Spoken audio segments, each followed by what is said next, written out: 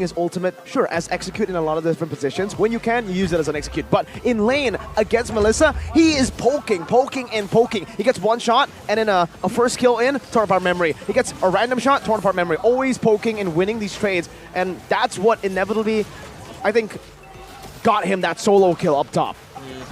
Because early game, torn apart memory is not too important, Miracle. The cooldown, it's good to be spammed.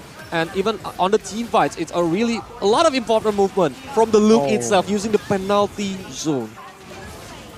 What a moment. This is when CW was able to kite back and just completely turn things around.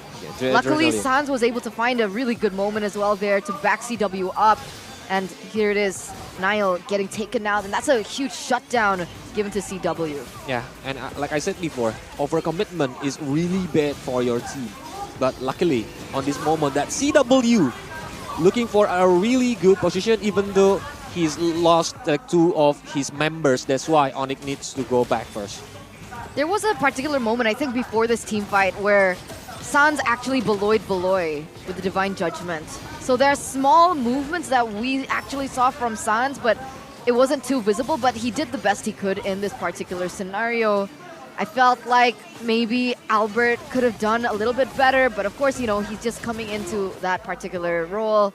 We can't blame him too much. Splash. And look at This was so last unfortunate. Last tick. Boom. Yeah.